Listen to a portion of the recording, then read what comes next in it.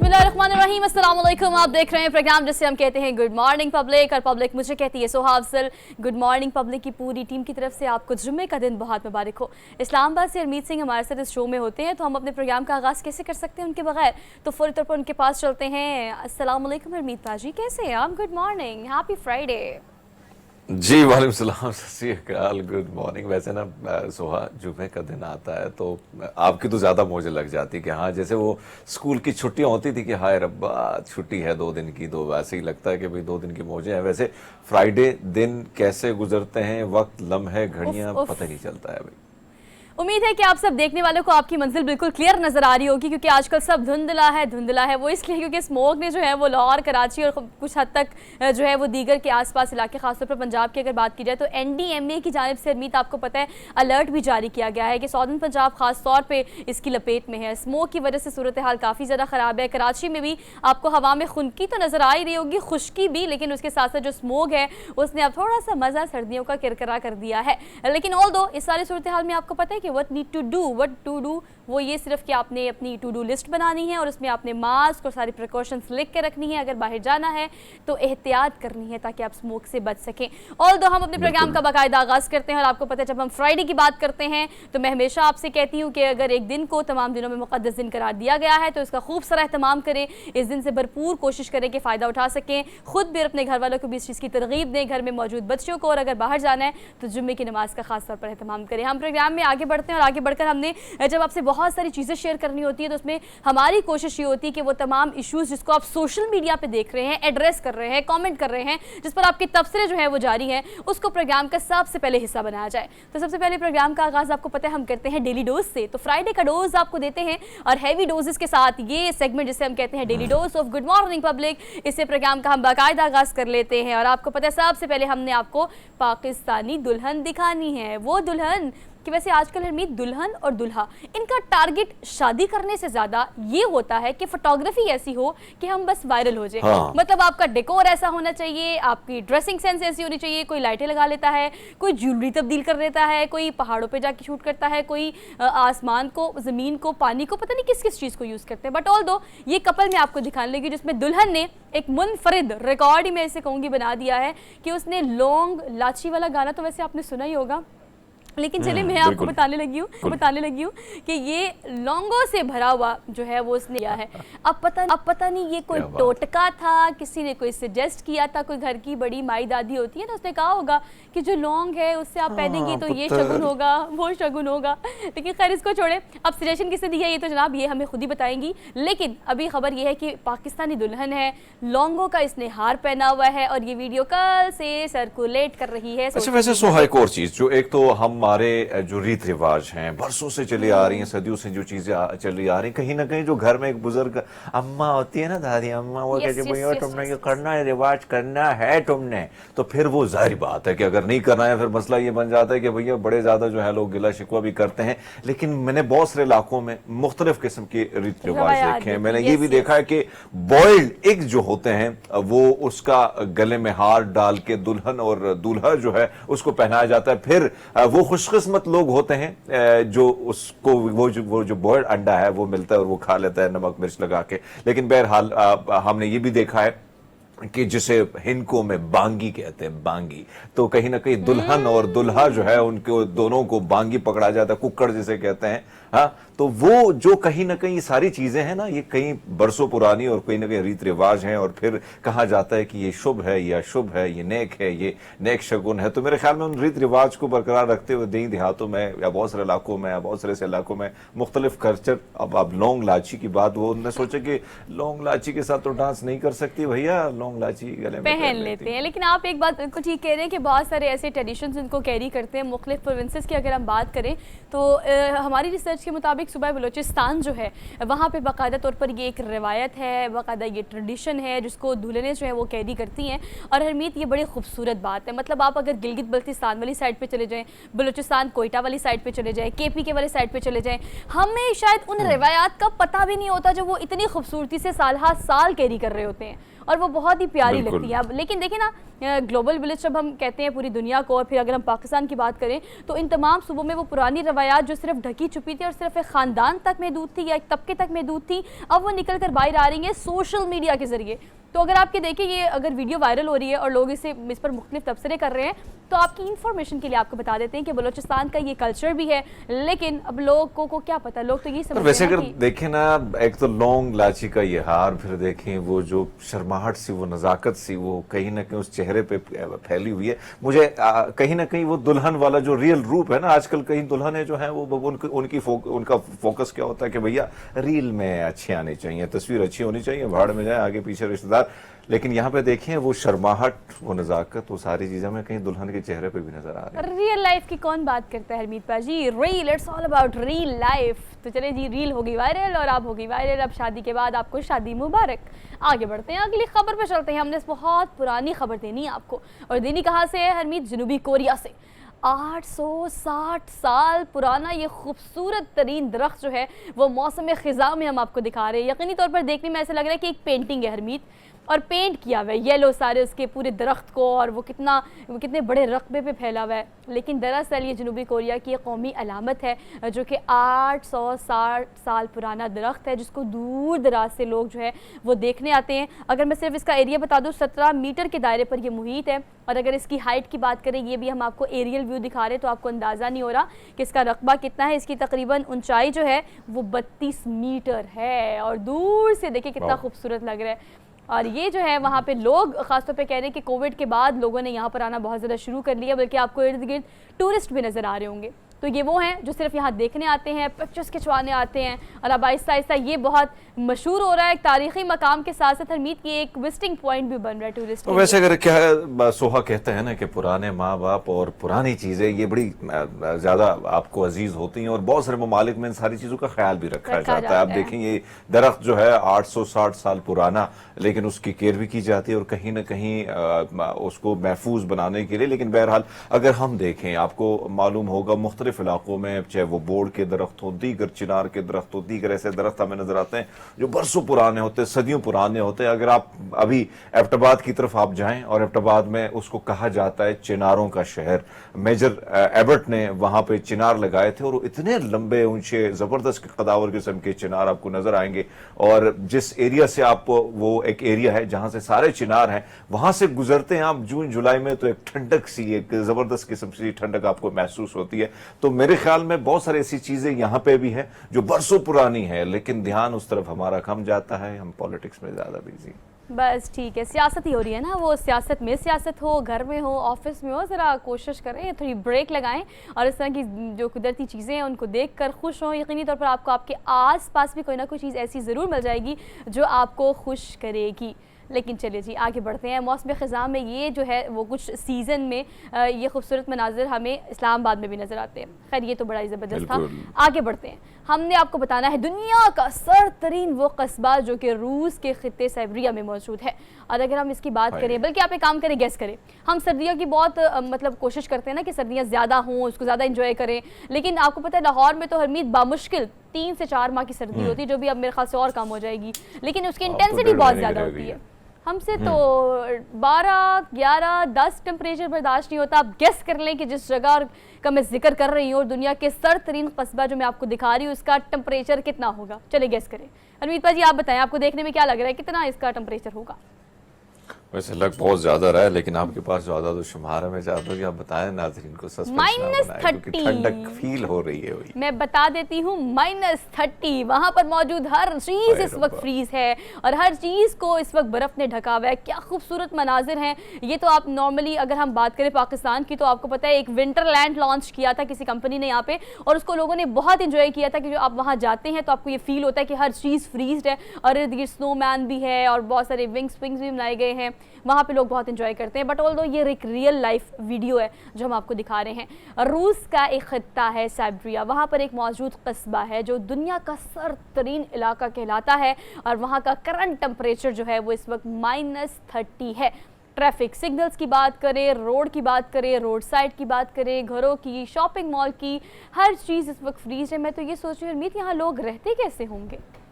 वैसे अगर हम देखें ना, बहुत सारी चीज़ें अभी भी देखें, लाइट है वहाँ पे, रोड ठीक है, बहुत सारी चीज़ें ठीक भी हैं, लेकिन आप ये अंदाज़ा लगा लें कि हमारे इलाकों में जब बर्फबारी होती है ना, तो खंबे उखड़ जाते हैं और कहीं ना कहीं फिर 15-20 दिन तक तो हमें इंतज़ार करना था कि बिजली कब आएगी। लेकिन बहरहाल हमने देखा है कि जो सर्द इलाके हैं वहाँ पर लोग पहले से बंदोबस्त कर लेते हैं। जितने भी सर्द इलाके, आप चाहे हमारे इन इलाकों में जाएं तो पहले से लकड़ियाँ, सारी चीज़ें, खाने पीने की अशिया वो पहले से जमा हो जाती हैं। जैसे जैसे करीब सर्दी आती है तो मेरे ख्याल में वहाँ पे तो फिर बहुत सारी चीज़ों के हवाले से बहुत ज़्यादा सहूलियात भी हैं।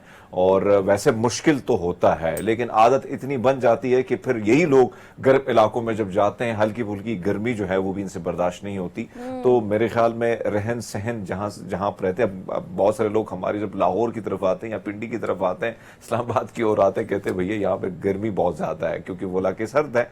तो यही कहीं ना कहीं आप टेम्परेचर, आपकी बॉडी के साथ वो सारी चीज़ें हो जाती हैं मैनेज। लेकिन सहूलियात और ये सारी चीज़ें अगर हों तो ज़िंदगी गुजारना फिर मुश्किल नहीं होता है। लेकिन हरमीत देखिए ना, खूबसूरती तो कुदरत की यही है ना कि दुनिया में बहुत सारे खित्ते ऐसे जो बहुत गर्म तरीन है और बहुत सारे ऐसे जो बहुत सर्द तरीन है। लेकिन खूबसूरत बात यह कि अल्लाह पाक ने एक इंसान को डिज़ाइन ही ऐसे किया है कि वही आप वाली बात कि वो जहाँ रहता है, जो जिस चीज़ को अपना मस्कन बनाता है, उसके मुताबिक अपने आप को ढाल लेता है, वहाँ पर वसाइल भी पैदा कर लेता है, मसाइल से भी लड़ लेता है।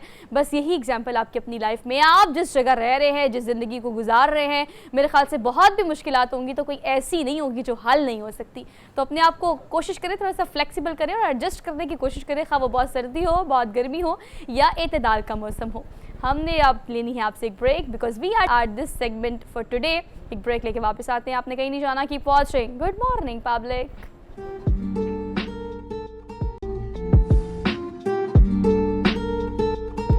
Welcome back after the break. So मुल्क की सियासी सूरत हाल की अगर हम बात करें तो 360 के एंगल से डायनामिक्स जो है वो हर रोज़ बदल रहे हैं। लेकिन अगर मुख्तलिफ हल्कों की बात की जाए, मुख्तलिफ सियासी जमातों की बात की जाए, तो आजकल एक चीज़ बहुत कॉमन है तमाम तर छोटी और बड़ी सियासी जमातों में, वो है नून लीग को लेकर जो तनकीद की जा रही है। और अगर नून लीग की हम बात करें तो नून लीग का ये जो कैंपेन की अगर ड्राइव करने की हम बात करें तो यकीनी तौर पर सुबह पंजाब से निकल के बलोचिस्तान, KPK और सिंध तक जो है वो आला क़यादत पहुँच रही है, लोगों से मुलाकात हो रही है। और मुलाकात के अलावा एक चीज़ जो कोशिश की जा रही है करने की, वो है कि किस तरह से ना सिर्फ सूबे में बल्कि अगर विफाक लेवल पे बात की जाए तो वहाँ पर किस तरह से अपनी नशिस्तों को मजबूत किया जा सकता है। इस इलेक्शन कैंपेन के हवाले से हम बात कर लेते हैं। जो पर्सनालिटी मेरे साथ स्टूडियोज़ में मौजूद है उनका तारुफ मैं आपसे करा देती हूँ। हाफिज़ मियाँ मोहम्मद नुमान साहब स्टूडियोज़ में मौजूद है, मुस्लिम लीग नून के सीनियर रहनुमा हैं। उनको आज के प्रोग्राम में खुशामदीद कहते हैं। अस्सलाम वालेकुम सर। जी वालेकुम सलाम। Thank you so much for being here, good to see you. Sir कहिएगा कि बहुत शोर मचा रहा 2-3 दिन बाप का, और उस पर जो तनकीद सामने आ रही है मुख्तलिफ सियासी जमातों की तरफ से, आप इस जोड़ तोड़ को, अलायंस को, कोलैबोरेशन को किस तरह से देखते हैं? देखें, ये सियासत का हिस्सा है और पाकिस्तान मुस्लिम लीग नून हमेशा से पूरे मुल्क की जमात रही है। आपके इलम में है कि एक ज़माने में बलूचिस्तान के अंदर भी सीटें होती थी, KPK के अंदर, सिंध के अंदर भी नुमाइंदगी थी, पंजाब के अंदर ऑब्वियसली, और आपके इलम में है कि गिलगित बल्तिस्तान और आज़ाद कश्मीर में भी नून लीग ने हमेशा बड़ा अहम तरीन रोल प्ले किया और हुकूमतें भी बनाई। तो ये जो इंशाल्लाह आगे जो इलेक्शन है उसका सिनेरियो बन रहा है, तो मियाँ मोहम्मद नवाज शरीफ कायद जो हैं वो पूरे मुल्क का दौरा कर रहे हैं और उस दौरे के आपको असरात और समरात आपके अब सामने आ रहे हैं कि बलूचिस्तान में अल्हम्दुलिल्लाह बहुत बड़ी तादाद के अंदर लोगों ने नून लीग में शमूलियत इख्तियार की है। और उसकी एक बड़ी बुनियादी वजह है कि मोहम्मद नवाज शरीफ जो है ये मुल्क की यकजहती की अलामत हैं। आज नेशनलिस्ट जमातें हैं, आज लिसानी जमातें हैं, आज मुख्तलिफ़ किस्म के जो ग्रोह हैं वो इस बात पर मुत्तफ़िक हैं कि अगर इस मुल्क के अंदर जमहूरियत की बालादस्ती की बात की है तो मोहम्मद नवाज शरीफ ने की है, सिविल सुप्रीमेसी की बात की है तो मोहम्मद नवाज शरीफ ने की है। और सबसे बड़ी चीज़ ये है कि एक बड़े सूबे से आवाज़ उठी थी जिसकी बुनियाद पर आज छोटे सूबे और छोटी जो कौमें हैं वो आज मोहम्मद नवाज शरीफ पर ट्रस्ट करती हैं, एतमाद करती हैं कि इनकी क़यादत के अंदर मुल्क जो है इसमें वसाइल की जो तकसीम है वो बेहतरीन अंदाज के अंदर होगी।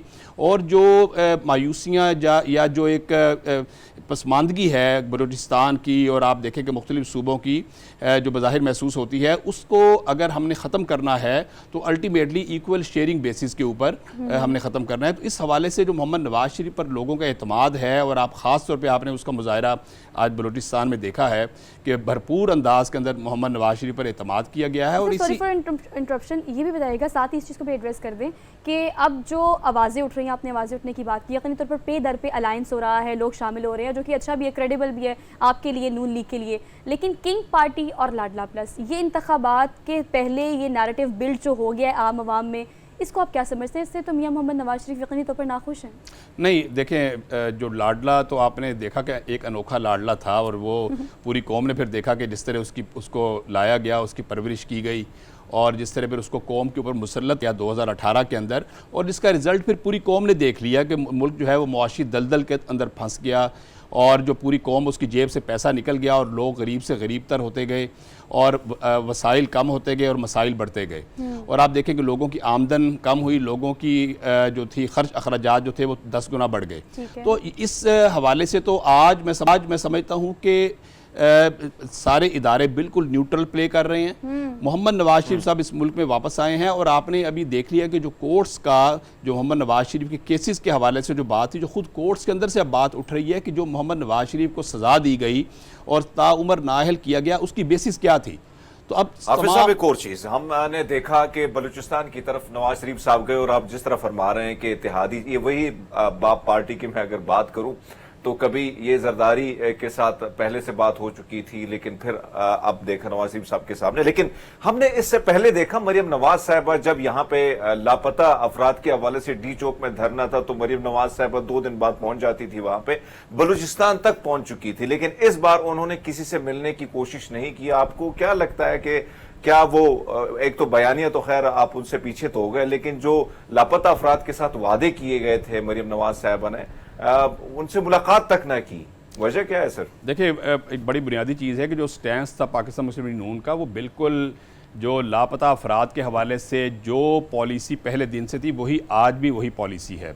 अब मुलाकात क्यों नहीं हुई या क्या वजह है उसका मुझे ज़ाती इल्म नहीं है, लेकिन कोई पॉलिसी में फ़र्क नहीं आया। पाकिस्तान मुस्लिम लीग नून जो है ये कानून की बालादस्ती पर यकीन रखती है, और हम समझते हैं कि जो शख्स भी जिसके खिलाफ कोई क्रिमिनल अगर केस बनाना है उसको अदालत के अंदर पेश किया जाए, और उसको प्रोड्यूस किया जाए, उसको अदालत के सामने कटहरे मिलाया जाए, और उसका एक फेयर ट्रायल होना चाहिए।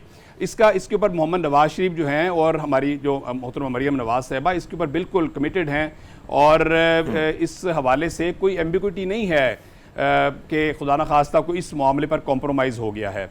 बाकी ये है कि जो बलूचिस्तान की जो सूरत हाल है, जो मैं आपको बताया कि मोहम्मद नवाज शरीफ पर इस तरह लोगों का ट्रस्ट है, वो ये इस ट्रस्ट इसी बुनियाद पर है कि मोहम्मद नवाज शरीफ कौमी यकजहती की अलामत है, और पूरे मुल्क को एक रखने के हवाले से मोहम्मद नवाज शरीफ ने हमेशा रोल प्ले किया है। साहब, एक और चीज जो हमने नवाज साहब एक और चीज जो हमने देखी कल नवाज शरीफ साहब जो हैं वो चैम्बर ऑफ कॉमर्स में बैठे, और उन्होंने अपने वक्त की, अपने दौर की बड़ी अच्छी अच्छी बातें भी गिनवाई। लेकिन अगर बात की जाए इस वक्त, वो चौथी मरतबा जो तासुर दिया जा रहा है अवाम में, अभी वोटिंग नहीं हुई लेकिन पहले से हमने सुना है कि नून लीग ने तैयारी कर ली शेरवानियों की। ऐसे में सर आपको क्या लगता है कि कौन सा फार्मूला है नवाज शरीफ साहब के पास, क्योंकि मुआशी बदहाली है मुल्क में, सियासी अदम इस्तेहकाम है, ऐसे में यह फार्मूला अगर उनके पास अभी है तो अपने भाई को क्यों नहीं दिया जो तबाही फेर के चला गया यार? देखिए, ये जो तबाही है ये तो वो तबाही है जो आपके इमरान नियाजी ने 2018 में जब टेक ओवर किया, तो इस जो पाकिस्तान उस वक्त 106 रुपये पे डॉलर था, और 60 रुपये किलो जो है वो आपकी चीनी थी, और आपकी जो आटा था वो 30 रुपये किलो, और जितनी भी आपकी ज़रूरियात की जो अशियाए ज़रूरिया थी एक बड़े कंट्रोल अंदाज के अंदर, और पूरे मुल्क में अरबों डॉलर आ रहे थे, और सीपैक का मंसूबा चल रहा था, और पूरी जॉइंट वेंचर से और जेवी बेसिस के ऊपर चाइना की कंपनीज यहाँ पर आ रही थी। हज़ारों की तादाद में चाइना के सिटीज़न यहाँ पर आके लाहौर में आपने देखा कि आबाद हो गए थे, और इस हवाले से मुल्क की तरक्की का एक दौरा था, इंफ्रास्ट्रक्चरल डेवलपमेंट हो रही थी। तो उस चलते हुए पाकिस्तान को, उस तरक्की करते हुए पाकिस्तान को रोका गया, और उसका रिवर्स गेयर लगाने के लिए इमरान नियाजी को जो लाया गया एक आलमी साजिश के नतीजे में हम समझते हैं। तो ये जो मोहम्मद शहबाज शरीफ का तो कौम पर एहसान है, और मोहम्मद नवाज शरीफ का एहसान है कि उन्होंने एक डिफ़ॉल्टेड पाकिस्तान को, कि जो अगर खुदा न खास्ता ये टेक ओवर ना करते तो पाकिस्तान डिफ़ॉल्ट होने जा रहा था, और ये पेट्रोल आपको 1000 रुपये लीटर भी आपको नहीं मिलना था, और क्यू में लग के मिलना था, और आटा जो है ना आपको 500 रुपये किलो मिलना था।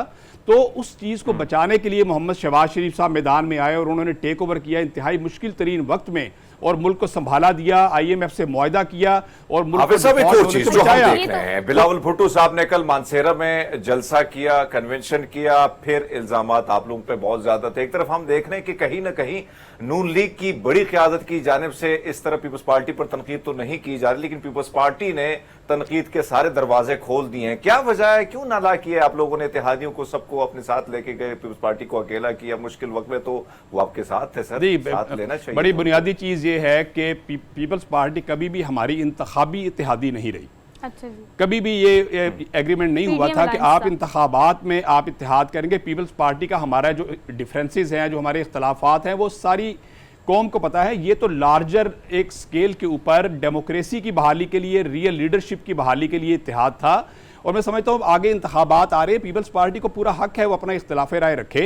इख्तलाफ राय रखना ये जमहूरियत का हुसन है। और पाकिस्तान मुस्लिम लीग अपना एक मौक़िफ़ पेश कर रही है पूरी कौम के सामने और मुसलसल करती आ रही है। पाकिस्तान मुस्लिम लीग नून से लोग ना वाकिफ़ नहीं है इस मुल्क के कि पाकिस्तान की 76 साल की आप डेवलपमेंट की तारीख एक तरफ रख लें और मोहम्मद नवाज शरीफ के इक़्तिदार के चंद साल अगर आप रखेंगे तो आपको मोहम्मद नवाज शरीफ का पलड़ा भारी नज़र आएगा। जो डेवलपमेंट के काम हुए हैं, जो एजुकेशन के मैदान में, जो सेहत के मैदान में, जो इंफ्रास्ट्रक्चर डेवलपमेंट हुई है, जो सोशल सेक्टर में डेवलपमेंट हुई है, उसमें मोहम्मद नवाज शरीफ की डेवलपमेंट जो है वो पाकिस्तान की पूरी तारीख एक तरफ और इनकी एक तरफ। सर ये फिंगर टिप पे जो चीज़ें आपने गिनवाई, यकीनी तौर पर पाकिस्तानी, हर पाकिस्तानी चाहता है कि ऐसा ही पाकिस्तान हो जो आप कह रहे हैं कि वो चंद एक साल जो इक़्तिदार के थे उस दौर में अवाम ने देखा। चलें अवाम की बात कर लेते हैं। यकीनी तौर पर इसमें कोई दो राय नहीं कि वोट बैंक जो है नून लीग का वो इटसेल्फ मियां मोहम्मद नवाज शरीफ है जो कि लेकर आए हैं साथ, और इसलिए तो वापस भी आए हैं।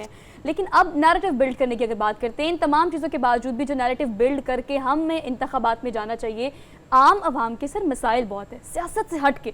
आप आम लोगों में जाते हैं, आप हलकों में जाते हैं, आप लेस्को को भी हेड कर रहे हैं, आपको पता है कि लोगों के मसाइल किस नौयत के हैं। उसको एड्रेस करने के लिए आप सियासत से निकल के कौमी, मुल्की और आम आवाम के मुफाद के बारे में क्या नैरेटिव है जो आप लेकर इंतखाबात में दाखिल? देखिए, हमारा नैरेटिव बुनियादी तौर पर यह है कि पाकिस्तान की मईशत की बहाली, अच्छा, और जो अवाम की आमदन को बढ़ाना, अवाम के अखराजात को कम करना, ये एक बुनियादी नैरेटिव है। और पाकिस्तान का आलमी लेवल पर इसका वकार बुलंद होना चाहिए। जो पाकिस्तान अपनी इज्जत खो चुका है पिछले 4-5 साल के अंदर और इस तरह भिखारियों की तरह भीख मांगते फिर रहे हैं, इससे पाकिस्तान को निजात दिलाना। और मैं आपको बताना चाहता हूँ कि 2015 में IMF को खैर बात कह दिया गया था मोहम्मद नवाज शरीफ ने, आप डॉक्यूमेंट्स मौजूद हैं कि इसमें बता दिया गया था कि हम आपके नेक्स्ट प्लान के अंदर नहीं आएंगे। फिर भी हमने रिव्यू में गए। लेकिन इसके बावजूद हमें इस वजह से कि जो पाकिस्तान की जो एक मुआशी तरक्की का सफ़र रोक दिया गया, उसका नतीजे में आज आप IMF के मोहताज हुए हैं। तो इस मोहताजी से दोबारा निकलना, सर आगे मोहताजी खत्म होगी, इंशाल्लाह IMF से नहीं, इंशाल्लाह। ये देखें, असल चीज़ क्या है कि अगर आप पॉलिसी सही बनाएंगे और आप डेडिकेशन के साथ काम करेंगे, आपकी इनपुट जो है आपकी वो बढ़नी चाहिए, मुल्क के अंदर से हमारी प्रोडक्टिविटी बढ़नी चाहिए, हमारी एक्सपोर्ट्स बढ़नी चाहिए। हमारे बहुत सारे इदारे हैं जो कि जिनको प्राइवेटाइज होना चाहिए और जो कि इस वक्त बहुत बड़ा बोझ बने हुए हैं। और जो दुनिया का तरीक़ेकार है, जो दुनिया के अंदर जो रवाज चलता है, हमें वो रवाज करना पड़ेगा। हमें उस अंदाज में चलना पड़ेगा कि दुनिया के अंदर 99% अमेरिका में आप देखें, US के अंदर आप देखें कि वहाँ पर उनकी आर्म्स की इंडस्ट्री, वहाँ पर एविएशन की इंडस्ट्री सारी प्राइवेटाइज्ड है और गवर्नमेंट का एग्रीमेंट होता है। तो हमें मईशत की बहाली के लिए जो है वो काम करना बदले हमें नजर आते हैं। उसकी वजह ये कि माजी में हमने उनको देखा तो इंतकाम की कहीं ना कहीं झलक नजर आती थी, लेकिन इस बार बदलाव काफी है और कहीं ना कहीं वो सबसे मिलकर पाकिस्तान को आगे बढ़ाने की बात कर रहे हैं। तो सर क्या लगता है कि अगर गवर्नमेंट आपकी बनती है तो ऐसे में जो कैद है अडियाला जेल में तहरीक इंसाफ के चेयरमैन, क्या उनके साथ भी कोई एडजस्टमेंट या मुल्क को आगे ले जाने के लिए कोई हिकमत अमली पर भी बात हो सकती है? देखिए, मैं आपको पहली बात है कि पाकिस्तान मुस्लिम लीग नून जो है ये बिल्कुल कानून की बालादस्ती पे यकीन रखती है और कोई इंतकामी, कोई रिवेंजफुल पॉलिटिक्स का हम ना पार्ट बनना चाहते हैं, ना हमारे जहन में है। जिस तरह इमरान नियाजी ने इंतकाम लिया और जिस तरह इमरान नियाजी ने कहा कि सारी अपोजिशन को अंदर डाल दें और इनको मैं जेल की सैर कराऊंगा, इनके मैं पंखे बंद कराऊंगा, इनके मैं रोटी पानी बंद कराऊंगा जो जेल के अंदर लोग हैं, जिस अंदाज के अंदर वो पॉलिटिक्स करता रहा है, पाकिस्तान मुस्लिम लीग नून का एक अपना एक लेवल है और एक अपना मेयार है। और हम समझते हैं कि किसी को भी बग़ैर किसी एलिगेशन के, बग़ैर किसी सबूत के आप विक्टिमाइज़ नहीं कर सकते। जो भी आप अगर किसी को गिरफ्तार करते हैं तो उसका फेयर ट्रायल होना चाहिए, उसको अदालत के अंदर पेश करें और उसके लिए जो एविडेंस है, जो सबूत है, वो हुकूमत है या जो भी इदारे हैं वो पेश करें ताकि लोगों के सामने ये चीज़ आए कि इससे ज़्यादती नहीं हो रही। हम बिल्कुल इस बात पर यकीन रखते हैं और हम समझते हैं कि आइंदा आने वाला जो पाकिस्तान है ये हारमनी का पाकिस्तान होना चाहिए, ये इत्तेहाद व इत्तफाक का पाकिस्तान होना चाहिए। इसमें पूरी कौम को मुआशी बहाली के एजेंडे के ऊपर मुत्तहिद करने की बड़ी सख्त ज़रूरत है और उसके लिए हमें जिससे भी ताउन करना पड़ा, जिसकी तरफ भी कदम बढ़ाना पड़ा, इंशाअल्लाह ताला हम बढ़ाएंगे। सर बिल्कुल ठीक, आपका जो सियासी नज़रिया है यकीनी तौर पर उस पर हमने बहुत डिटेल में बात की है और यही आपका प्लान है फ्यूचर का। इंतखाबात 2024 में जो होने जा रहे हैं फरवरी के बाद, सूरत हाल पाकिस्तान की जो भी है वो खराब ख़राब है, ख़राब से ख़राब तर होती चली जा रही है, उसको बेहतर करने के लिए जो प्लान आपने रखा, उम्मीद है कि उस पर आप लोग पूरा भी उतरेंगे। लेस्को को लेकर हमने डिटेल में बात करनी है कि वहाँ पर इस वक्त क्या कैंपेन्स चल रही हैं, और चूँकि आप चेयरमैन लेस्को भी हैं तो इस पर हम एड्रेस करेंगे। एक छोटी सी ब्रेक के बाद, एक ब्रेक लेते हैं, वापस आते हैं।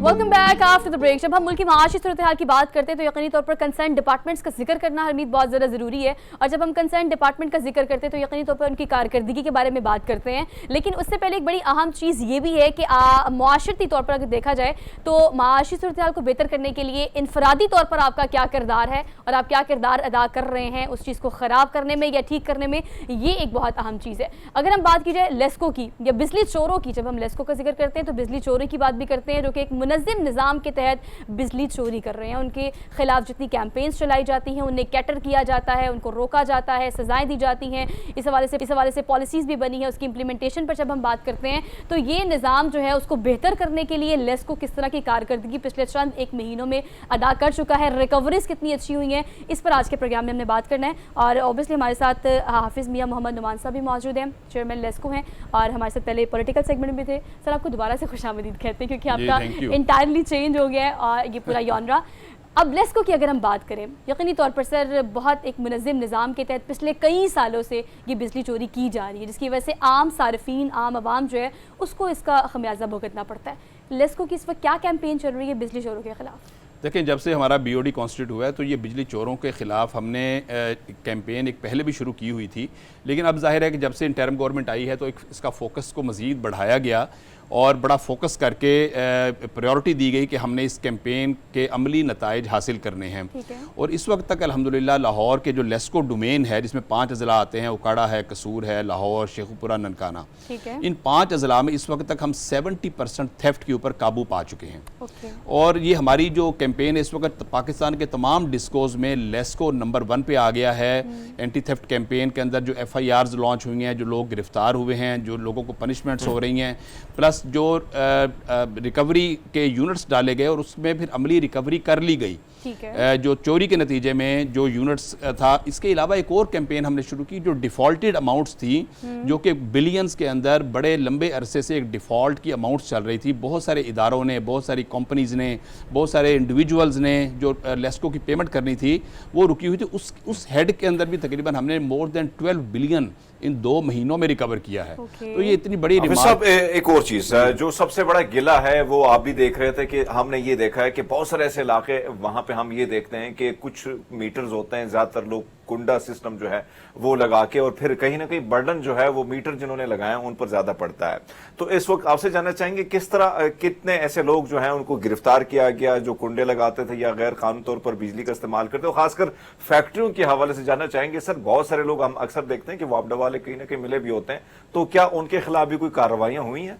जी बिल्कुल, मैं बता रहा था अभी को तकरीबन 26,000 से ज़्यादा तो FIRs लॉन्च हुई हैं। ठीक है। और तकरीबन कुछ 13 से 14,000 के लगभग जो लोग हैं जिनको गिरफ्तार किया गया है। और इंडस्ट्री जो है ये ओवरऑल इसमें चोरी का जो रुझान है वो बहुत थोड़ा है, लेकिन कुछ एरियाज़ ऐसे हैं जहाँ पर स्मॉल या मीडियम साइज़ इंडस्ट्री है, वहाँ पर ये शिकायत बड़ी आम थी। उसमें हमने काम किए हैं। एक तो ये हम वहाँ पर AMI मीटर्स इंस्टॉल कर रहे हैं, जिसे कहते हैं एडवांस मीटरिंग इंफ्रास्ट्रक्चर, जो टोटली ऑटोमेटिक है और सेंट्रल कंट्रोल रूम जो लेस्को हेडक्वार्टर के अंदर मौजूद है उससे वो इंटीग्रेटेड और कनेक्टेड हैं। तो एक सॉफ्टवेयर बेस्ड जब मीटर्स हैं और जिसको हम इंशाल्लाह फ्यूचर के अंदर पूरी लेस्को डोमेन के अंदर जो हमारे तकरीबन 6.2 मिलियन के लगभग हमारे सारिफीन हैं, हम वहाँ पर AMI मीटर्स का बहुत बड़ा प्रोजेक्ट लेके आ रहे हैं और जिसका आगाज़ हमने इंडस्ट्रियल एरिया से कर दिया है। 6,000 के लगभग मीटर हम इंस्टॉल कर चुके हैं और उसका फायदा ये हुआ कि उसमें मीटर टेम्परिंग का चांस खत्म, ओवर बिलिंग का चांस खत्म, और जो भी आपका एक जो यूनिट है वो उसकी एक लम्हा की रिकॉर्डिंग जो है वो सेंट्रल कंट्रोल रूम में उसका बैकअप बन रहा है, वो जा रही है। हाफिज साहब, हमने देखी है ये मुहिम शुरू हो जाती है, बड़े एक्टिव आप लोग हो जाते हैं, फिर हम देखते हैं कि कहीं ना कहीं मामला फिर ठंडा पड़ जाता है। क्या इस बार जो यानी निगरान सेटअप ने या कहीं ना कहीं आर्मी चीफ साहब जो हैं वो भी काफी एक्टिव हैं और कहीं ना कहीं डंडा भी दिया गया है, तो क्या सर आपको लगता है कि ये मुहिम ये जो अब शुरू हो चुकी है बरकरार रहेगी या फिर कई महीना दो बाद फिर इसी तरह? देखिए, ये एक मुहिम जो है मैं समझता हूँ बहुत बड़ी ब्लेसिंग है कि ये मुहिम ये चलाई गई है, बहुत बड़ी ब्लेसिंग है। इसमें हुकूमत पाकिस्तान का बड़ा विजन है, मिनिस्ट्री ने इसके अंदर बड़ा रोल प्ले किया है, हम बड़ा उनको अप्रिशिएट करते हैं और खराज तहसीन पेश करते हैं। और इसको हमने परमानेंट फीचर बनाना है इंशाल्लाह ताला। लेस्को सिर्फ लेस्को नहीं, पूरे पाकिस्तान के तमाम डिस्कोज में ये परमानेंट फीचर होगा कि अब थेफ्ट जो है वो टॉलरेबल नहीं होगी, वो बर्दाश्त नहीं होगी। ये पॉसिबल नहीं है कि एक तरफ लोग बिल दे रहे हैं और एक तरफ लोग चोरी करके फ्री ऑफ कॉस्ट इंजॉय कर रहे हैं, जिसका अल्टीमेटली बोझ उन लोगों पे पड़ रहा है जो बिल दे रहे हैं। तो उसके लिए हमने जो लीगल रीस्ट्रक्चरिंग और मुख्तलिफ किस्म की हमने जो सोशल लेवल के ऊपर हमने मुख्तलिफ कमेटीज़ को कॉन्स्टिट्यूट करना और जो लीगल रीस्ट्रक्चरिंग हमने प्रपोज की है, हुकूमत पाकिस्तान को भी प्रपोज की है, हमने हुकूमत पंजाब को भी प्रपोज की है। उसमें से एक मैं आपको मोटी सी चीज़ बताना चाह रहा हूँ कि हमने ये प्रपोजल दी है कि एनओसी फ्रॉम लेस्को जो है वो किसी भी प्रॉपर्टी के लिए मस्ट होना चाहिए और ये हुकूमत पंजाब ने इसका नोटिफिकेशन इंशाल्लाह ताला बड़ी जल्दी करना है। कि अगर सब काबीना से एक चीज पास भी हुई है कि जो वापडा से रिलेटेड लोग हैं, ऑफिसर्स हैं, दीगर वर्कर हैं, उनकी बिजली का यूनिट्स जिस तरह फ्री दिए जाते हैं वो अब खत्म होने चाहिए। एक तो ये बताइएगा कि सर साथ साथ गरीब लोग तो पकड़े, आप लोग पकड़ लेते हैं, लेकिन बड़े बड़े जो मगरमच्छ जिन पर हाथ डालना बड़ा मुश्किल हो जाता है, तो कई ऐसे लोग भी पकड़े हैं सर, सरमायादार, जागीरदार? नहीं, आपके इल्म में तकरीबन जो मैं आपको लिस्ट बता रहा हूँ 14 से 15 हज़ार की जो गिरफ्तारियां अमल में आई, उसके अंदर बड़े बड़े प्रोमिनेंट और उसमें लोग भी थे। जाहिर है अब लोगों की पकड़ियां तो नहीं उछालनी या उनको डिसग्रेस तो नहीं करना हमने। हम समझते हैं कि ये एक वार्निंग होती है, ये गिरफ्तार करना एक बहुत बड़ी बात हो जाती है कि कोई बंदा जो वाइट कॉलर है या जैसा भी है अगर वो गिरफ्तार हो जाए तो उसके लिए एक बहुत बड़ा धब्बा होता है। तो बड़ी तादाद में गिरफ्तारियां हुई हैं और बड़े बड़ी ऐसी फैक्ट्रियां हैं जहां पर कभी 40 करोड़ का ड्यू था, डिफॉल्टेड अमाउंट थी, उनसे भी रिकवरियां की गई हैं, कहीं 60 करोड़ था, कहीं 20 करोड़ था, यानी करोड़ जो लोग। इसलिए मैं आपको बता रहा था कि एनओसी फ्रॉम लेस्को, अगर उस प्रॉपर्टी पर जिस पे मीटर लगा हुआ है उस पर कोई भी ट्रांजैक्शन होती है, उसकी सेल परचेज होती है, उस पर नक्शा पास करवाना है तो एनओसी फ्रॉम लेस्को जो है ना ये मस्ट होना चाहिए, ताकि पहले लेस्को के वाजिबात क्लियर हो। जिस तरह बाकी डिपार्टमेंट्स एनओसी मांगते हैं इसी तरह एनओसी फ्रॉम लेस्को को मस्ट करार देना जो है ना ये बड़ी बुनियादी। और दूसरा हमने इसमें ये कहा है कि डेडिकेटेड कोर्ट्स चाहिए, डेडिकेटेड पुलिस स्टेशन चाहिए। हुकूमत पंजाब की जो सपोर्ट इसके अंदर बड़ी अहमियत रखती है। मैं समझता हूं कि चूंकि लोकल एडमिनिस्ट्रेशन, जिस तरह आज का लोकल एडमिनिस्ट्रेशन एक बड़े सिंक्रोनाइज्ड अंदाज के अंदर लेस्को के अमले के साथ काम कर रही है, ये एक परमानेंट फीचर होना चाहिए। हमने इसके लिए प्रॉपरली प्रपोजल्स भिजवा दी हैं। Alright sir, thank you so much for being here. Good, आपसे जितनी भी डिस्कशन रही दोनों टॉपिक्स पे बड़ी ज़बरदस्त रही। और अगर हम इसे कंक्लूड करें तो सिर्फ इस तरह से कि हम लेस्को की बात करें, वापडा की, एविएशन की, किसी भी डिपार्टमेंट की, तो काम करने वाले जो लोग मौजूद हैं वो सिस्टम को बेहतर करने की कोशिश तो कर रहे हैं, लेकिन बात वही आ जाती है हरमीत वाली कि जब एक सिस्टम शुरू होता है उसको शुरू करने के बाद बीच में जब छोड़ दिया जाता है तो फिर दोबारा नए सिरे से उसको शुरू करना पड़ता है। तो उम्मीद है कि जितने भी इदारे काम कर रहे हैं वो जो काम शुरू कर रहे हैं उसको इख्तिताम पजीर भी करेंगे। एक ब्रेक लेनी है, वापस आते एक ब्रेक के बाद। Keep watching good morning public.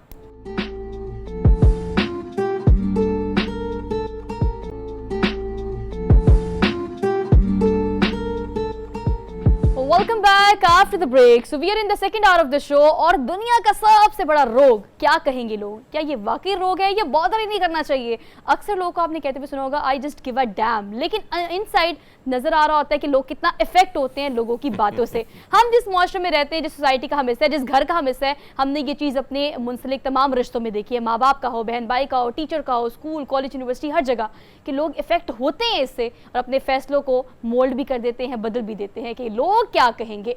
इस हवाले से लोग क्या कहते हैं कि वो इस सेंटेंस को कैसे लेते हैं कि लोग क्या कहेंगे। लोगों का तो काम है बात करना, कहना, लेकिन लोग क्या कहेंगे ये जुमला जितनी कसरत से दिन रात हम सुनते हैं, हमारे फैसले उसी के मुताबिक मोल्ड हो जाते हैं। अभी हम डिस्कशन कर रहे थे इस पर जाने से पहले कि अगर हम आने वाली जनरेशन की बात करें या मौजूदा जनरेशन की बात करें तो यकीनी तौर पर हमें नजर आता है कि हाँ, उसमें ये फैक्टर बहुत कम है कि लोग बॉदर नहीं करते, इवन दो कि अपने माँ बाप से भी यही कहते हैं कि हम ये करना चाहते हैं बिकॉज ये हमारी ख्वाहिश है। आपके रिश्तेदार, आपके दादा, चाचा, मामा क्या कहेंगे हमें फ़र्क नहीं पड़ता, लेकिन माँ बाप जो है बच्चों को सिखाते हैं कि नहीं, आपको ख्याल रखना पड़ेगा उस सोसाइटी का। क्या ख्याल रखना चाहिए या नहीं रखना चाहिए, इस सवाल का जवाब हम आज फाइंड आउट करने की कोशिश करते हैं। जो पैनल मेरे साथ मौजूद है उनका तारुफ मैं आपसे करा देती हूँ। डॉक्टर जावेद इकबाल हमारे साथ मौजूद हैं, साबिक प्रिंसिपल कायद-ए-आज़म कॉलेज बहावलपुर। इनको आज के प्रोग्राम में हम खुशामदीद कहते हैं। अस्सलाम वालेकुम सर।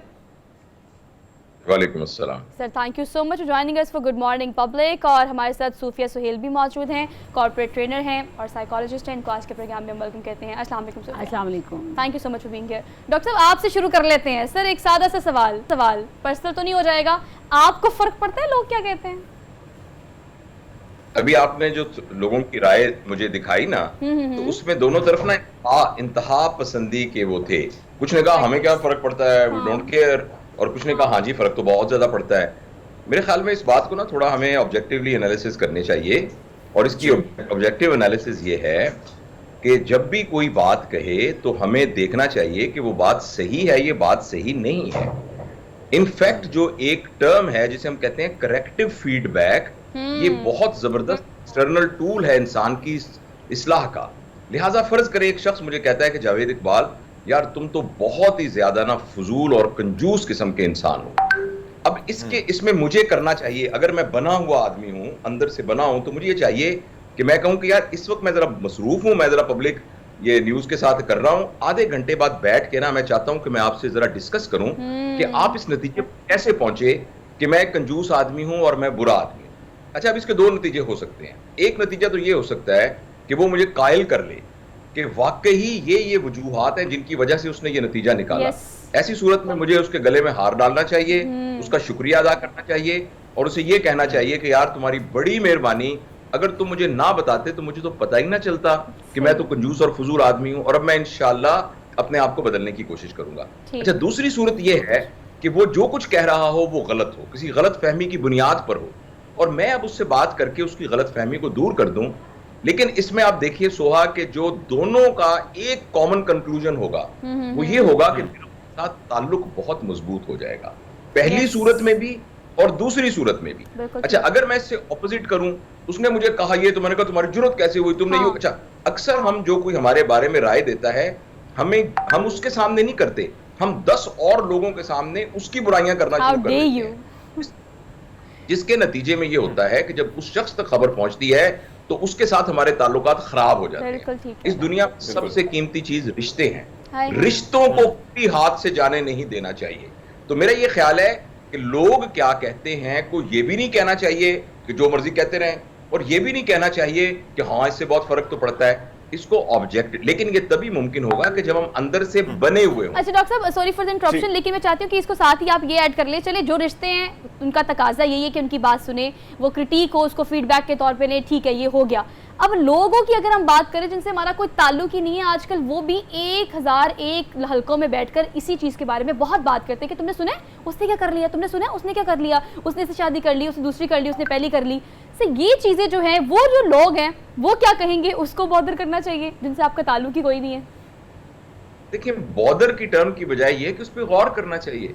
अगर एक 10 बंदे, फर्ज करें एक आदमी फिगर है और वो किसी को जानता भी नहीं हो, और 10,000 बंदे कमेंट उसके बारे में जैसे किया हुआ है, तो उसको गौर तो करना चाहिए कि इसमें कितनी हकीकत है, क्या वाकई इसमें इस्लाह की जरूरत है कि नहीं है।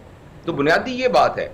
लिहाजा कोई एक बात प्लीज आप ज़हन में रखिए कि बाहर के हालात को हम कभी भी अपने कंट्रोल में नहीं कर सकते। बाहर बारिश हो रही है, बाहर आंधी है, आपके यहाँ स्मोक बहुत ज्यादा हमें खबरें मिलती हैं लाहौर में, ये सब कुछ हो रहा है। अच्छा, अब करना क्या है, मैंने अपनी कुव्वत मुदाफियत को ज्यादा इंप्रूव करना है।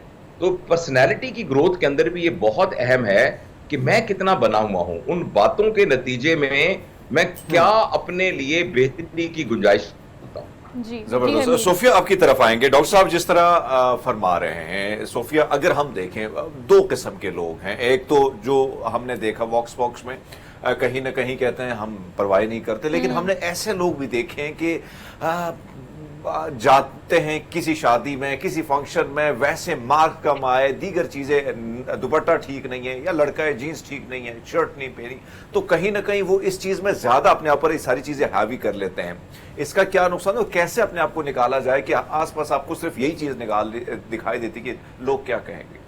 देखिए, सबसे पहले तो इंसान एक ज़रा मुआशरे में रहता है और हमें वैलिडेशन की ज़रूरत होती है। हम चाहते हैं कि लोग हमारे बारे में कमेंट करें, हमें अच्छा लगे। सोशल मीडिया जब से आया तब ज़्यादा ये कॉन्सेप्ट बढ़ गया कि लोग हमें पसंद करें।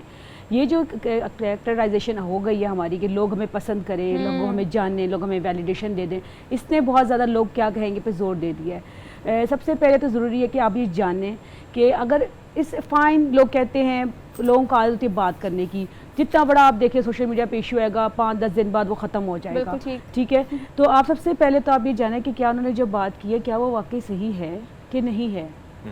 और जो लोग बहुत बॉदर करते हैं ना, बेसिकली उनकी सेल्फ स्टीम बहुत लो होती है, उनका कॉन्फिडेंस शेक हो जाता है। तो होता है क्या कि वो उनके लिए पर्सनैलिटी ज़ाहिरी ज़्यादा इंपॉर्टेंट, जैसे आपने कहा कि जी शादी पे जा रहे हैं तो लोग जीन्स सही नहीं है, दुपट्टा सही नहीं है, तो होता है क्या कि अपनी ज़ात पे कॉन्फिडेंस नहीं होता। जिनको अपनी ज़ात पे कॉन्फिडेंस नहीं होता वो लोग ज़्यादा फोकस करते हैं, लोग क्या कहेंगे, मैं कैसे ड्रेसअप हूँ, लोग क्या कहेंगे मेरे बाल कैसे हैं।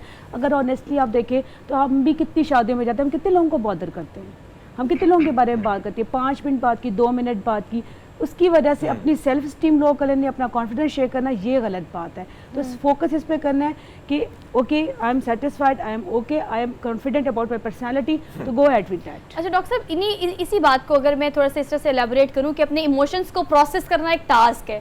फॉर एग्जांपल बाज़ लोग बहुत बुरी तरह इफेक्ट होते हैं इस चीज़ से कि लोग उन्हें क्या कह रहे हैं, क्या कहेंगे, उन्हें क्या कह दिया, तो सर हर बंदा तो उसको फीडबैक के तौर पर नहीं लेता ना, तो आप किस तरह से इसको प्रोसेस किया जाए? जी बिल्कुल आपने सही कहा कि जिस वक्त बाहर स्मोक होता है तो कुछ लोग होते हैं उनको बिल्कुल भी खांसी नहीं होती, गला बिल्कुल खराब नहीं होता, और कुछ लोग उसी वक्त बीमार होना शुरू हो जाते हैं, इसलिए कि उनके अंदर मुदाफियत की कमी होती है। जो बात मैं अर्ज कर रहा हूँ वो यही है कि हम हर बंदे को ठीक करना चाहते हैं, हर बंदे के बारे में जानना चाहते हैं, लेकिन एक बंदे के बारे में नहीं जानना चाहते, और एक बंदे को ठीक नहीं करना चाहते जिसका नाम जावेद इकबाल है। तो इसलिए ये जो आपने कहा, ये जो आपने सवाल किया था ना कि आपने क्या कहा था, फिक्रा, सॉरी मेरे ज़हन से निकल गया, को कैसे प्रोसेस किया जाए कि हर बंदे का मोराल इतना अप नहीं होता ना। जी मैं समझ गया, ये एक ना लर्नेबल ट्रेट है जिसको हम टेक्निक कहते हैं इमोशनल इंटेलिजेंस। इमोशनल इंटेलिजेंस से मुराद ये है कि जिस वक्त मैं आपसे बात कर रहा हूं तो आपसे बात करते वक्त मेरे जहन में कुछ ख्यालात आ रहे हैं, और आप मेरी बात सुन रही हैं तो आपके जहन में कुछ ख्यालात आ रहे हैं। ख्यालात का जो शेडो है उसका नाम इमोशन है। अगर आपके बारे में मेरे अच्छे ख्यालात हैं तो जो मेरा शेडो डेवलप हो रहा है वो एक अच्छी इमोशंस डेवलप हो रहे हैं, यानी एक तरह मुझे केयरिंग आ रही है, अफेक्शन आ रहा है, आपके साथ एक ताल्लुक आ रहा है। और अगर फर्ज करें मेरे ख्यालात खराब हैं तो फिर इमोशंस नेगेटिव होंगे। इमोशनली इंटेलिजेंट आदमी वो है जो बात कर रहा है उसके अलावा विजुलाइज कर सकता हो अपने ख्यालात को, और ख्यालात के नतीजे में जो इमोशन क्रिएट हो रहे हैं उसको भी विजुलाइज कर रहा हो। एक बात, जिससे बात कर रहा है उसके ख्यालात को भी इमेजिन कर रहा हो, और उसके ख्यालात के नतीजे में जो इमोशंस डेवलप हो रहे हैं उनको भी कर रहा हो। ये दो बातें। सोफिया साहिबा आपकी तरफ आऊंगा, एक और चीज अरमीन खत्म कर लूं। जी श्योर सर, बात खत्म कंप्लीट कर दीजिए। और इन दोनों की रोशनी में जो इंटरेक्शन हो रहा है उसको समझता हो, यानी अपने जज्बात को समझता हो, दूसरों के जज्बात को समझता हो, और उसके नतीजे में जो इंटरेक्शन डेवलप हो रहा है उसको समझता हो। जो ये समझने लग जाएगा, ये शख्स है जिसकी मुदाफियत बहुत जबरदस्त है। और जब हरमीत एक दिन कहेगा कि सर वैसे तो आप बड़े बने फिरते हैं इस तरह के, लेकिन ये मैंने नोट किया आपके साथ कारते, तो मैं हरमीत को गले लगाऊंगा और कहूंगा यार हरमीत मेरे साथ बैठ, मुझे जरा समझा, ये तो यार तूने बड़ी मेहरबानी की मेरे ऊपर। तो ये एक मिसाल के इम्यून बेहतर करना है, कुव्वत मुदाफ़त। जी सोफिया, डॉक्टर साहब तो बड़े मजे से, और दिल करता है कि इनको सुनते जाए। वैसे तो यूट्यूब पे हमारे पास टाइम भी होता है, इनको सुनते भी रहते हैं, बड़े मजे मजे की गुफ्तगू इनकी होती है। सोफिया साहब आपसे जानना चाहेंगे, एक शुरुआत जो होती है, लोग क्या कहेंगे, ये आसपास हमारे सिस्टम में जो सारे माशरे में हो रही है, शुरुआत आपको नहीं लगता कि माँ बाप पहले स्कूल, फिर कॉलेज, फिर उसके बाद जॉब, फिर अच्छी सैलरी, फिर अच्छी लड़की, शादी, और उसके बाद फिर एक अच्छा ढंग से जीना, ये सारी चीजें जो है कहीं ना कहीं हमें टॉर्चर, आपको नहीं लगता कि बच्चे को इस तरीके से जो हम डालते हैं, फिर वो सोच हम ही डेवलप करते हैं, बच्चे की फीड कर लेते हैं क्या लोग क्या कहेंगे? ये बिल्कुल बात ठीक है। सबसे पहले तो हमारे जो पेरेंट्स हैं या उनके जो पेरेंट्स हैं वो उनको बहुत ज़्यादा ये बात हॉन्ट करती है कि लोग क्या कहेंगे। फॉर एग्जांपल बच्चा ये कहता है मैंने ये प्रोफेशन लेना है, उसका सिंगिंग करना चाहता है, वो एक्टिंग करना चाहता है, तो कोई और प्रोफेशन लेना चाहता है, हम कहते हैं नहीं तुम इस तरह करो, ये भी करो, साथ ये कर लेना। लोग क्या कहेंगे कि तुम्हारा बच्चा ये काम करता है, लोग क्या कहेंगे, ये जो माइंडसेट डेवलप कर दिया पेरेंट्स अगर में बेसिकली खौफजदा होते हैं, क्योंकि ख़ासतौर पे जो आज की जनरेशन है वो थोड़ा सा लेस बॉदर करती है इस चीज़ को, इस तरह की और कम करती है इस बात के लोग क्या कहेंगे। लेकिन जो हमारी जनरेशन या हमसे पहले जो हमारे पेरेंट्स थे वो बहुत फिक्रमंद होते थे कि लोग क्या कहेंगे, उनके लिए लोगों की वैलिडेशन बहुत ज़रूरी होती थी। और ये एक साइन था जिससे हमने बच्चों के अंदर खौफ पैदा कर दिया, बच्चों को मुझे लगता है कि हमने बच्चों को डैमेज भी कर दिया, उनकी जो सलाहियत थी उनको उजागर नहीं करने दिया, उनको हमने डैमेज करके रख दिया। तो पेरेंट्स को ये चाहिए कि आजकल के दौर को समझते हुए ये जाने कि हमारे बच्चे की ख्वाहिशात क्या हैं, हमारे बच्चे की सलाहियतें क्या है, किसका वो केपेबल है, किसके अंदर उसके अंदर पैशन है, उसमें अगर पैशन मौजूद है तो उसको इजाज़त दें कि उस पैशन को फॉलो कर सके। क्योंकि मैंने आपने देखा होगा बहुत सारे डॉक्टर्स अच्छे पेंटर्स भी होते हैं, बहुत सारे डॉक्टर्स सिंगर भी अच्छे होते हैं, बिकॉज हाँ। उनकी क्वालिटीज़ को पहले कहा गया कि जी आप पहले ये प्रोफेशन ले लें, हाँ ये साइड पे कर लें। तो ये जो मुआशरे का भी एक सेटअप हो चुका है ना कि मुआशरा डॉक्टर साहब एक और चीज डॉक्टर साहब आपसे जानना चाहेंगे। सोहा ने इंट्रो में बड़ी खूबसूरत बात की कि भाई हम कहते हैं भाड़ में जाए, नहीं परवाह नहीं है मैं किसी की, जो कहेंगे कहे, लेकिन अंदर से ना एक चुभन सी होती है, तकलीफ सी होती है, रब्बा, और तकलीफ होती है। ये जो चीज है फिर सोशल मीडिया में हम देखते हैं कि हर बंदा हमारी तारीफ करे, कोई तनकीद ना करे, इस चीज से कैसे निकला जाए? देखिए एक शेर है बड़ा मशहूर कि सुन तो सही जहां में है तेरा फसाना क्या, कहती है तुझको खल्के खुदा गायबाना क्या। अगर आप ऑब्जेक्टिवली देखें तो ये यार्ड स्टिक है अपने आप के लेवल को चेक करने की। हम इसलिए जो लोग कहते हैं आप उसकी बुनियाद पर किसी नफ्सियाती मसले में तो ना उलझें, लेकिन ये कहना कि मैं तो परवाह नहीं करता लोगों की, ये गलत है। ये बिल्कुल एक नेगेटिव थॉट है। जो अलबत्ता ये है कि लोगों की बात को मैं एनालिसिस कर सकता हूं, उसका कि मैं नहीं एनालिसिस कर सकता। दूसरा, आपने ये जो सोशल मीडिया वाली बात की, ये एक ट्रेजेडी है आज के जदीद इंसान की। आज के जदीद इंसान के अंदर दो बीमारियां पैदा हुई हैं, और वो दो बीमारियां हैं खुद नुमाई और खुद बीनी। खुद बीनी है मैं कैसा लग रहा हूं, देखो मेरे ठीक लग रहा है कि नहीं लग रहा। देखो ये मैं अगर जिसकी बुनियाद पर हम अजीब अजीब हवन्नकों वाले काम करने शुरू हो गए, लोग टीके लगा के अपने होंठों को ऊंचा कर देते हैं, यहाँ कुछ और करके एक अजीब अहमकाना किस्म का स्टांस अपने ऊपर बना लेते हैं। इसकी खुद बीनी है, और ब्रांड कॉन्शियस होना भी इसका नतीजा है। और दूसरा है खुद नुमाई, कि यार लोगों को खुद नुमाई का मतलब यह है कि मैं हूं बिल्कुल कुछ भी नहीं, लेकिन मैंने 2 वीडियो देखी हुई हैं और मैंने किसी जगह से किसी की तकरीर सुनी हुई है, और मैं आपके सामने बैठ के ये कहना चाह रहा हूं कि एक तो सुकरात थे, एक अफलातून थे, और एक आइंस्टाइन थे, और तीसरा मैं हूं इस मौजू के ऊपर। यानी नहीं कि मैं कुछ भी नहीं हूं। इसको हम कहते हैं खुद नुमाई। और ये बात जो है हम सब के अंदर है। ऐसे थोड़े से कंटेंट की बुनियाद पर हम उसके ऊपर वर्क यानी एक गंदी सी मिठाई के ऊपर हम वर्क लगा के कहते हैं देखो जी क्या आला मिठाई हमने बना ली है। तो ये दोनों चीजें जो हैं जदीद इंसान की बीमारियां हैं, जदीद इंसान की मजबूरियां हैं, और इसलिए हर बंदा बेचैन होता है, लाइक क्यों नहीं आया फलाना। जैसे आपने ये कहा, अगर हम इसको ओवरकम कर लें, और बड़े इंसान की बहुत सी निशानियों में से एक निशानी ये भी होती है कि वो तनकीद और तारीफ दोनों से मुतासिर नहीं होता। सर आपने ना नटशेल कर दिया हमारे टॉपिक को। एक मेरा पॉइंट ऐड कर लें सर, पेरेंट्स की अगर हम आए एक्सेप्टेंस पे कि मुआशरे में किस चीज़ की कितनी एक्सेप्टेंस हो गई है, इस फैक्टर को आप किस तरह से देखते हैं? फॉर एग्जांपल लोग क्या कहेंगे, इसका एक फैक्टर प्रोफेशनल को चूज़ करने से भी है कि आपकी स्किल क्या है और आपको क्या करने के लिए कहा जा रहा है, सिर्फ इस वजह से कि लोग क्या कहेंगे। फॉर एग्जाम्पल एक लड़का है, अब वो अगर शेफ़ बनना चाहता है तो अक्सर औकात पेरेंट्स ये कहते हैं कि लोग क्या कहेंगे, तुम चिमटा उठाओगे, कीर उठाओगे। अच्छा एक और चीज़, अब लड़कियों ने आजकल बाइक चलाना शुरू कर दी है। अक्सर औकात घर वाले नहीं कहते कि आप ना चलाएं बाइक क्योंकि लोग क्या कहेंगे, हालांकि बहुत सारी बच्चियां अपने सारे काम उसी एक वजह से कर रही हैं कि ट्रांसपोर्टेशन के सारे मसले हल हो गए हैं। इसकी कितनी एक्सेप्टेंस हमें अब जरूरी हो गई है मुआशरे में?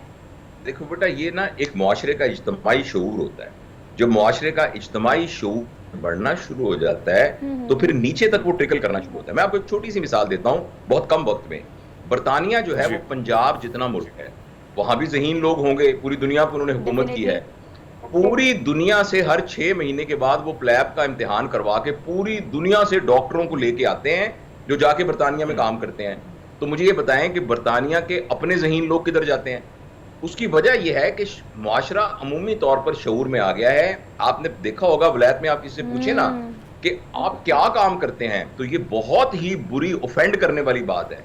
अगर कोई ये कह देता है आई एम वर्किंग, तो ये काफी है बस। अब वो वर्किंग क्या करता है, वो स्टोर में काम करता है, वो कहीं डॉक्टर है, वो कहीं कुछ भी है। सही बात। इसका ताल्लुक बेटा मुआशरे की इज्तिमाई शऊर पर होता है। जैसे तालाब है ना, तालाब का पानी ही इतना है तो उसमें एक कॉलम कैसे खड़ा हो जाएगा? तो मुआशरे का पूरा इज्तिमाई शऊर बेहतर करने की जरूरत। बिल्कुल ठीक है। सोफिया आपकी तरफ आऊंगा अगर टाइम है सोहा तो। सोफिया अगर हम देखें तो एक और चीज है जो हम सपने देखते हैं, हम सोचते हैं कि भैया हमने बोल दिया कि हमने ये बनना है, लेकिन अगर ना बने तो लोग क्या कहेंगे। लेकिन अगर सपने पूरे होते हैं, ख्वाब पूरा होता है, तो क्या फिर वो सोच उसी तरह रहती है या फिर कहीं ना कहीं और सोच बढ़ती जाती है, और फिर अगर वो ना किया तो फिर लोग क्या कहेंगे? देखिए, ये तो जिस तरह हमारे ड्रीम्स बनते हैं, जब पूरे होते हैं तो नई ड्रीम्स डेवलप करते रहते हैं हम। तो लोग जब कामयाब हो जाते हैं तो लोग कहते हैं देखो इसने पैशन पे काम किया, देखो ये कितना ग्रो कर गया। तो ये जो लोग बात कर रहे होते हैं नेगेटिविटी, वही पॉजिटिव बात कर, लोगों का काम है बात करना, वो करेंगे चाहे वो पॉजिटिव हो चाहे वो नेगेटिव हो। तो जब वो कामयाब हो जाएंगे तो उनकी तारीफ करेंगे, देखा तो हमें तो पता था ये पहले से बहुत कामयाब होगा। वही लोग जो क्रिटिसाइज कर रहे होते हैं। तो लोगों को बॉदर आप करें ज़रूर, लेकिन इतना ज़्यादा नहीं कि आपकी नफ्सियाती हालत ख़राब हो जाए। देखें, हम इतने ज़्यादा इमोशनल हो जाएं कि हम डिप्रेस होना शुरू हो जाए लोगों की बातों से, हम उदास होना शुरू हो जाए, हम रोना शुरू कर दें। अगर हम इसको बार बार प्रैक्टिस करेंगे तो हम डेफिनेटली स्ट्रेस में जाएंगे और दैट क्रिएट प्रॉब्लम। तो हमें लोगों को बॉदर करने के इतना ज़्यादा नहीं कि हमारी ज़ात जो है वो हिट पे लग जाए। इट्स ऑल अबाउट यू कि आप इट्स अबाउट यू कि आप किस तरह परसीव हाउ करते यू हैं टेक चीज़ों इट को। ना। चलें, thank you so much for being here, thank you so much doctor being here. बहुत अच्छा लगा हमेशा आपसे बात करके।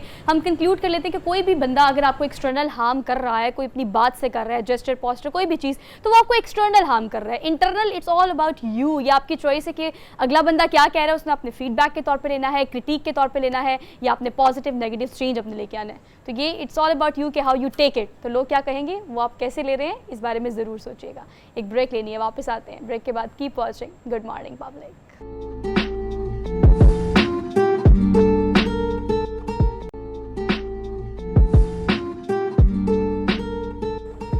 Welcome back after the break. पिछले 6 माह में जो फैक्ट एंड फिगर्स हमारे सामने आ रहे हैं उसके मुताबिक अगर देखा जाए तो 11 लाख पाकिस्तानी जो है वो मुल्क से बाहर जा चुके हैं। और अगर अब की बात करें, करंट सिचुएशन हरमीत ये है कि अगर हम हर 2 में से 1 और 3 में से 2 बंदों से पूछे तो they would love to go, और वो जाने के लिए बहुत तगोदो भी करते हैं, कोशिश भी करते हैं। एक के बाद एक ऐसे केसेस भी हमारे सामने आते हैं कि बाय हुक और बाय क्रूक, कानूनी तौर पर और गैर कानूनी तौर पर कोशिश लोगों की ये होती है कि बस बाहर चले जाएं, क्योंकि एक वैक्यूम है और एक सोच है जो कि हम अपने साथ लेकर चलते हैं, वो ये कि बाहर जाएंगे तो सब ठीक हो जाएगा, चाहे वो स्टडीज़ हो, आपका काम करना हो, डिग्री हो या व्हाट्सएवर। लेकिन अगर आपने बाहर जाना है, और हम जो सिचुएशन पाकिस्तान में देख रहे हैं यकीनी तौर पर वो आने वाले दिनों के लिए, आने वाले सालों के लिए एक ख़तरनाक तौर पर आगे बढ़ रही है।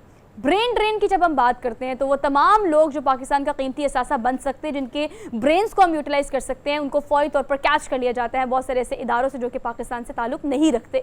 वहाँ जाके सर्विसेज देना, वॉल दो के ओवरसीज़ पाकिस्तानी बहुत सारी रकम जो है वो ज़र मुबादला के तौर पर पाकिस्तान में आती है, वो डॉलर्स में हो, यूरोज़ में हो, लेकिन काम वो यहाँ नहीं करते। कितनी बड़ी तादाद है लोगों की बाहर जाने की, और अगर वो बाहर जाना चाहते हैं तो जाने से पहले क्या तैयारी आपकी होनी चाहिए, ये भी एक बहुत बड़ा क्वेश्चन मार्क है, क्योंकि आप बगैर तैयारी के चले जाते हैं। ऐसी कौन सी स्किल्स हैं जो कि सीखनी चाहिए अगर आपका प्लान है वहाँ फ्यूचर बनाने का, खा वो कोई भी मुल्क हो। हम इस पर डिटेल में बात करेंगे, और जो पर्सनालिटी मेरे साथ मौजूद है उनका तारुफ मैं आपसे करा देती हूँ। डॉक्टर अली रज़ा मेरे साथ मौजूद है स्टूडियोज़ में, international education and immigration expert, इनको आज के प्रोग्राम में वेलकम कहते हैं। अस्सलाम वालेकुम। हाय, गुड मॉर्निंग डॉक्टर साहब, thank you so much for being here, good to see you.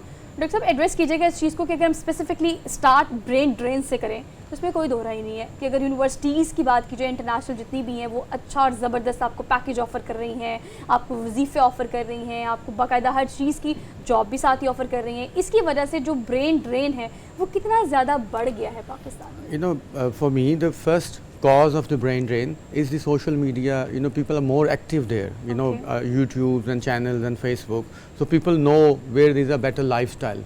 So they try to go there first. ठीक है? And the people who are intelligent, who are on the platforms, they usually, you know, roam about. तो वो अपना skill set, they want to sell it with better price. ठीक है? Economics is one reason. और second reason for Pakistan is the Pakistani political and unstable scenario हमारे environment में. So जो educated people हैं, they are trying to, you know, leave Pakistan.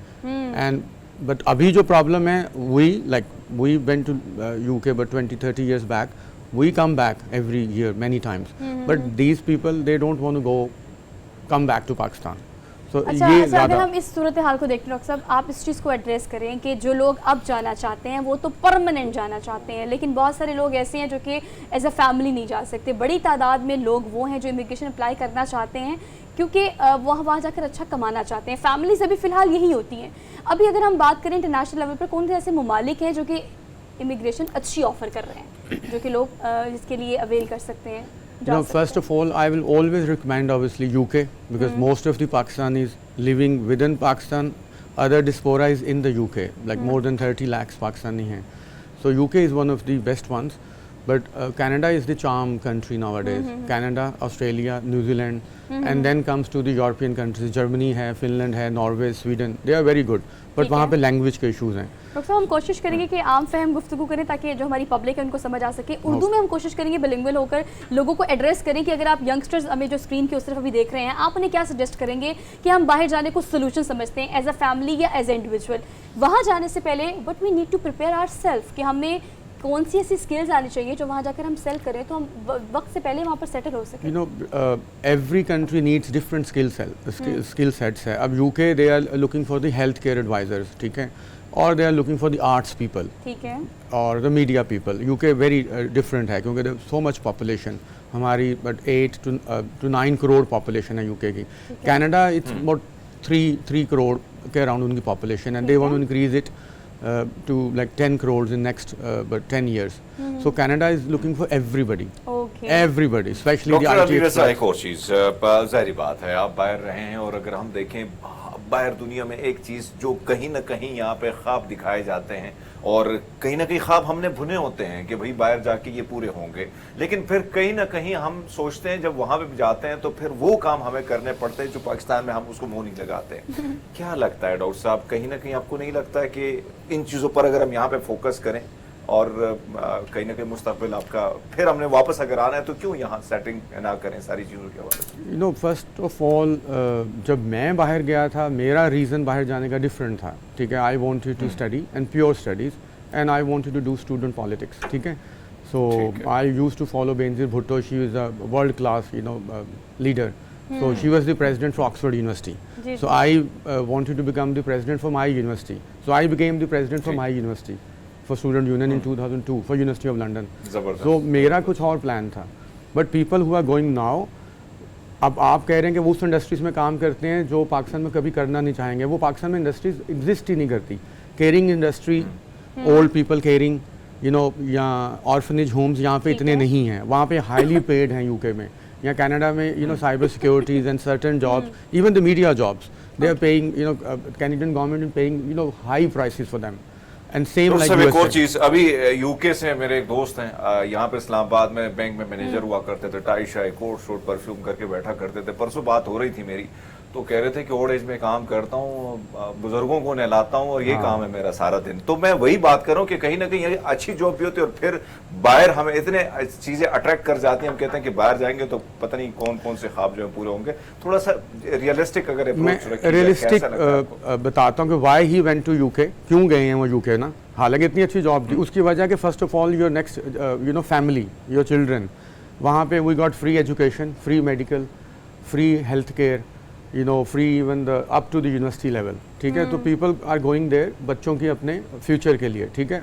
अगर वो वहाँ पे जॉब कर रहे हैं हेल्थ केयर की, यहाँ पे वो कभी भी ना करते, बट वहाँ पे कर रहे हैं क्योंकि it is one of the highly paid jobs हैं हेल्थ केयर की. After 2 years he will become manager, ठीक है, मैनेजरियल लेवल पे. अभी वो नीचे से स्टार्ट किए होंगे. इवन द स्मॉल ऑर्गेनाइजेशंस, हमारे जो कैफ़ेज़ रेस्टोरेंट्स हैं वो भी हाईली पेड हैं.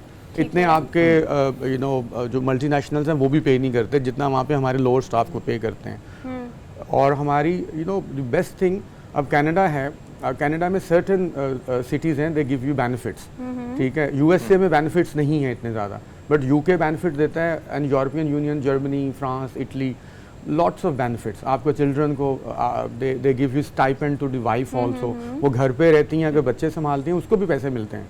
तो डॉक्टर साहब एक और चीज, एक तो इस चीज को भी एड्रेस कीजिएगा कि हम जो देख रहे हैं 7 लाख लोग पासपोर्ट के मुंतजिर हैं, जबकि 12 लाख लोग जा चुके हैं. और ये वो लोग हैं जिनका ठग से वीजा लगा है, क्योंकि कोई डॉक्टर है, कोई इंजीनियर है, किसी के पास बड़ा दिमाग है. तो सर ऐसे में अगर ये लोग जाएंगे तो आपको नहीं लगता कि कहीं ना कहीं नुकसान इस मुल्क का भी हो रहा है और हमारा एजुकेशन सिस्टम जिसने जॉब सीकर ही पैदा किए हैं, जॉब गिवर पैदा कभी नहीं किए? I was in HEC last week, Islamabad higher education commission with the chairman. मैं उनसे वही बात कर रहा था कि आपने अभी तक वो ब्लेंडेड डिग्रीज नहीं क्रिएट की जो बाहर यूनिवर्सिटीज़ या इंडिया क्रिएट कर रहा है या बांग्लादेश क्रिएट कर रहा है. हमारा GDP 10 years ago was higher than Bangladesh. छोटी सी एग्जाम्पल है. अब बांग्लादेश का GDP पर कैपिटा इनकम हमसे डबल हो गई है, because they are creating the best available degrees in the world. Multimedia, fintech हो गया, तो अभी तक ना मुझे उन्होंने आगे से जवाब दिया कि बेटा people are looking just to get degrees first, ठीक है, स्किल्स वो बाद में कहते हैं हम ले लेंगे ऑन द जॉब। उस वजह से ना नॉलेज बेस हमारा लिमिटेड हो गया पाकिस्तान के। मगर अभी जो जा रहे हैं ना, आपको मैंने कल भी किसी मॉर्निंग शो पे कहा है, Pakistan got the 4th to 5th biggest population of the freelancers IT के। Yes, they are. ठीक They है, are और working वो really good इतना to- अच्छी अर्निंग कर रहे हैं, Yes. बट उनका नुकसान ये है कि दे आर फ्रीलांसिंग और वो उनका they are not giving anything back to the economy. अब बिल्कुल ठीक कह रहे हैं डॉक्टर साहब, आपकी बात को सेकंड करूंगी मैं और कंक्लूड करूंगी कि येस, बहुत अपॉर्चुनिटीज़ हैं, बशर्ते कि आप उसको एक्सप्लोर करें। और इस तरह की इंस्ट्रक्शन जो है वो हमें चाहिए होती है जब भी आपने कोई काम करना है, अगर आपने बाहर जाना है या मुल्क में अगर आप काम करना चाहते हैं, थॉरली उसको स्टडी करना बहुत ज़्यादा ज़रूरी है ताकि आप कोई गलत डिसीजन ना ले सके। अदरवाइज़ बाहर की बात करें या मुल्क पाकिस्तान की बात करें तो अपॉर्चुनिटीज़ एग्जिस्ट करती हैं, एक्सप्लोर ज़रूर कीजिएगा। जी जी। So last recommendation, I will always recommend, to go to the Europe, go to Germany, go to France, Italy. We got like Schengen, but 30 countries and almost Okay, 27 yes, to 30. That is much better. UK is there, always there from Okay. last 1000 years. Canada is there. Okay. ठीक है, Australia But is apply also for there. this. New Zealand is also very good. Okay. People are leaving. But मैं ये ना करें कि आप वहाँ पे चार्टर्ड अकाउंटेंट यहाँ पे और वहाँ पे जाके you work in a burger shop. Okay. So don't do that. Have a proper skill set Thank you so much. and then go. Thank you so much. Quick वापस आते हैं ब्रेक के बाद। Keep watching good morning public. Thank you very much. Thank you.